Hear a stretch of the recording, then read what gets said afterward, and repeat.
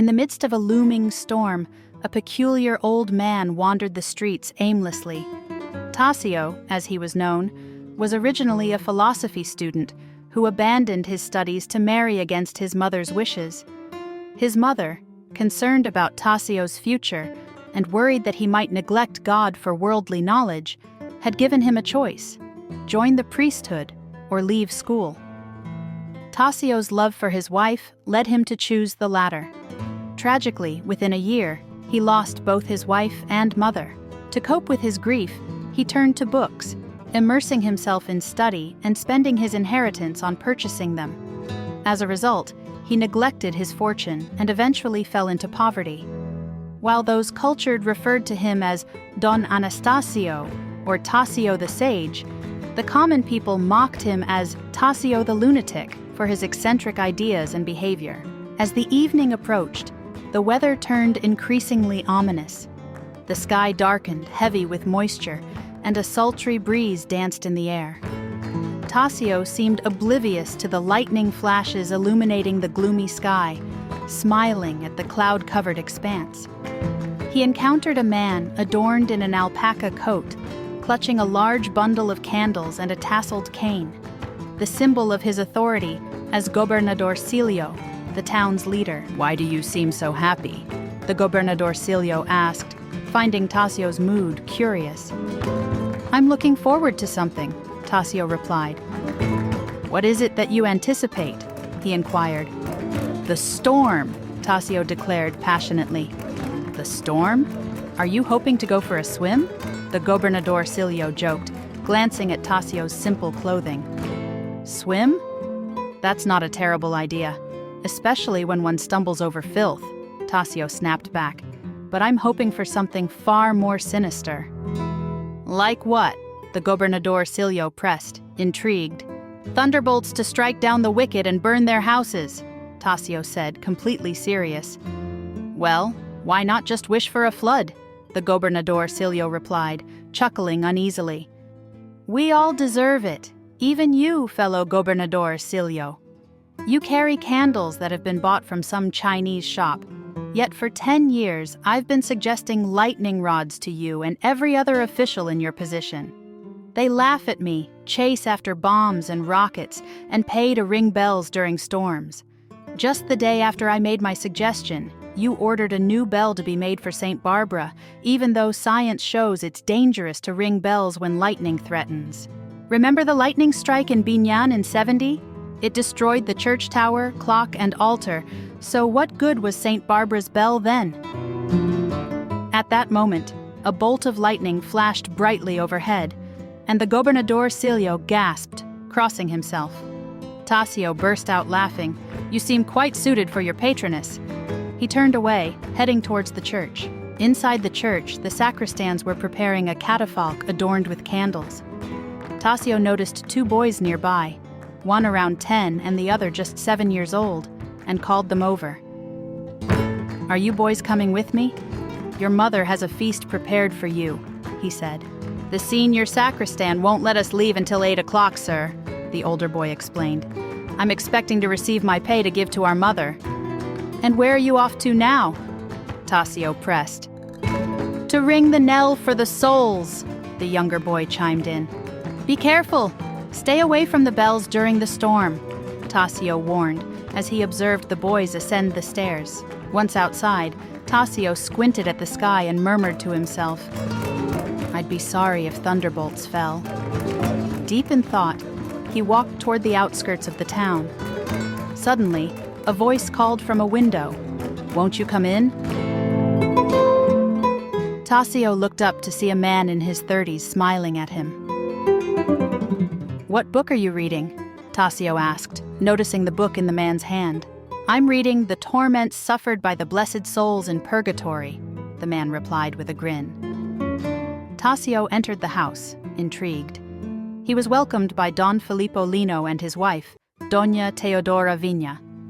Don Filippo was a local leader of the liberal faction in town.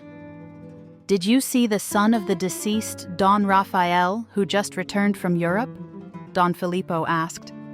"Yes, I saw him alight from his carriage," Tasio responded.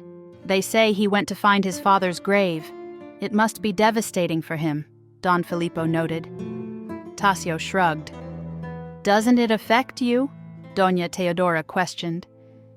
You know I was one of the 6 who carried the body, and I appealed to the Captain General when nobody else cared. I prefer honoring the living instead of worshipping the dead, Tasio explained. And have you ordered a mass said for your late wife? Doña Teodora changed subjects. No, Tasio replied with a faint smile. What a pity. They say the souls wander until tomorrow, waiting for prayers from the living. During these days, 1 mass counts as 5, she exclaimed. Great. So we have a chance to get a discount on prayers? Tasio replied. But Don Anastasio doesn't believe in purgatory, Don Filippo interjected, reminding them of Tasio's views. I don't believe in purgatory, Tasio affirmed with conviction, even with everything I know about its history. Both Don Filippo and Doña Teodora looked surprised. You know its history. Please, share it with us, Don Filippo urged. As the storm rumbled outside, Tasio began sharing his thoughts. Purgatory existed long before Christ came, likely in the center of the earth, he mused. We have no proof that anyone has endured suffering in it for eternity. Some believe it to be a chance for redemption, but the priests turned it into a profit-making scheme. They claimed paying a small fee could remove a soul's suffering for sins, leading to a massive revenue for the clergy. Hearing the rain begin to pour, Doña Teodora gasped, I'm going to light candles of penitence. With her departure, Tasio felt free to delve deeper into his thoughts. While I appreciate faith as a guiding principle, misguided beliefs can lead to misplaced fears and abuses. The core idea behind purgatory, a place of purification, can instill hope and encourage reform in the living. But purgatory isn't found in the Old Testament or the Gospels, he continued. No mention exists in Moses's or Christ's words. Initially, many early Christians didn't believe in it. It was not until much later that the Catholic Church formally acknowledged its existence. Don Filippo interjected, so many varied interpretations and beliefs, but it seems even early church fathers like St. Augustine had conflicting views. Exactly. And by the 15th century, the Council of Florence acknowledged the concept of purgatory, formalizing it somewhat but lacking a solid biblical basis, Tasio concluded. The bottom line, only a handful of souls ever seem to attain salvation according to strict interpretations, Tasio hypothesized. The belief that multitudes would be eternally damned after the sacrifice of Christ doesn't fit with a just and loving God. His intensity caught both Don Filippo and Doña Teodora off guard. Don't you think you're being too radical? Don Filippo asked. Hardly, Tasio shot back. If divine goodness means allowing only a tiny fraction to be saved, I would rather believe that God could not create human beings destined for eternal despair. Saddened by Tasio's fervor, Doña Teodora finished lighting her candles. Despite the storm's fury outside, Tasio felt conflicted. It's terrifying to think about, he murmured, before standing up with urgency. With this storm, I'm worried for my books. I fear people might raid them, not to read, but to burn them as an act of misguided charity. But do you believe in damnation? Doña Teodora asked with curiosity. I can't say what will happen after death, Tasio replied thoughtfully. When my time comes, I'll leave it to him. But something troubles me. What's troubling you? Doña Teodora implored. How could a loving God create so many souls only for the sake of condemning them? Tasio lamented. It wouldn't be justice, would it? Such a notion turns God into a cruel figure, akin to the ancient deity who demanded sacrifices. Feeling overwhelmed, Tasio rushed out into the pouring rain, exclaiming toward the heavens, I know you are not cruel. I refuse to believe it. The storm raged on, the air filled with light and sound as Tasio raised his hands to the sky, desperate for understanding amidst the chaos of nature and his thoughts.